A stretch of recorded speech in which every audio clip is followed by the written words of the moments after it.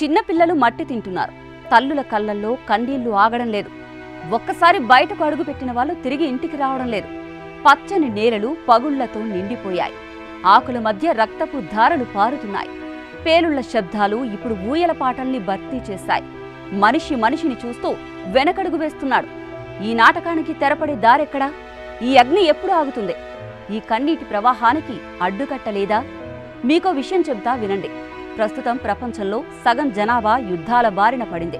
అంటే 1 కాదు 2 కాదు, ఏకంగా 400 కోట్ల మందికి పైగా యుద్ధ బాధలను అనుభవిస్తున్నారు. ఇదంతా ఎందుకు జరుగుతోంది? మానవత్వం ఎందుకు చనిపోతుంది? జనం ఎందుకు ఒకరినొకరు చంపుకుంటున్నారు? ప్రపంచం మొత్తం యుద్ధమంటల్లో చిక్కుకున్న విషాద కథ ఇది.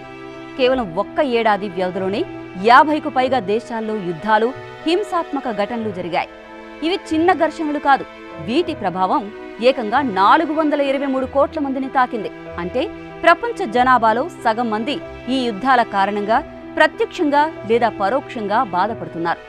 ఓవైపు 10 దేశాలు తీవ్రమైన యుద్ధ పరిస్థితుల్లో ఉన్నాయి. మరోవైపు 20 దేశాల్లో పరిస్థితులు అత్యంత ప్రమాదకరంగా ఉన్నాయి.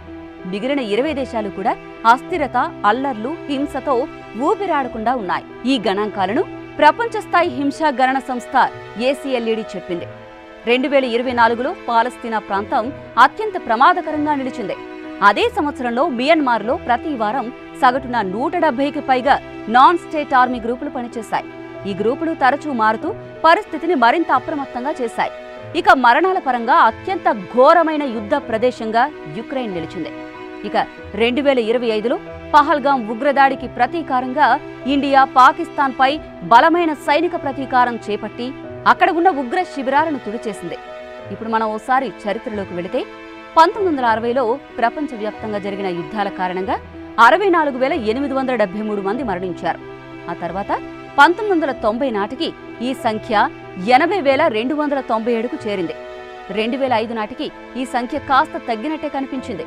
కానీ అది తాత్కాలిక శాంతి మాత్రమే.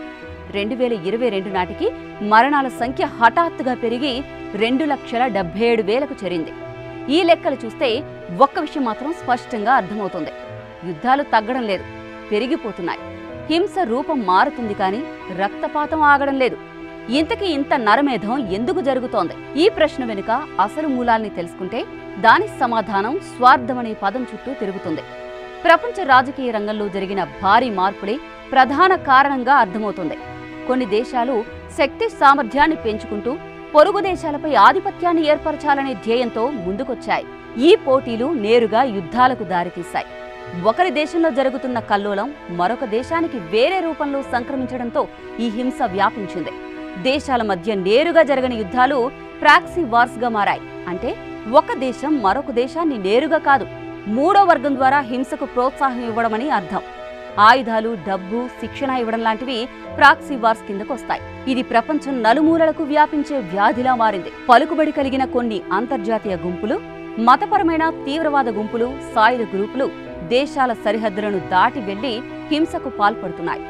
వలసవాద భావజాలం, మత విద్వేషం లాంటివి ప్రపంచాన్ని ఓ అగ్నికుండంలా మార్చేశాయి. కొన్ని దేశాలు తమ అంతర్గత సమస్యల నుంచి ప్రజల దృష్టిని మళ్లించేందుకు బయటి దేశాలతో గొడవలు ప్రారంభించాయి. కొన్ని మాత్రం మూడో పక్షంగా దూరంగా ఉండి ఆయుధ వ్యాపారంలో లాభం పొందుతున్నాయి. ఇంత గొడవల మధ్య ఎవరు గెలిచినా ఎవరు ఓడినా చివరికి చితికిపోయేది మాత్రం సామాన్య ప్రజలే. కాలిపోయే ఇల్లు సామాన్య కుటుంబాలవే. ఎందుకంటే నేతలు బంకర్లలో తలదాచుకుంటారు, వారికేం కాదు.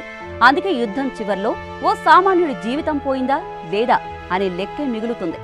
ఒక్క మాటలో చెప్పాలంటే ఇది తమ స్వార్థం కోసం రాజకీయ నాయకులు, ఇతర నేతలు రాస్తున్న మరణ శాసనం.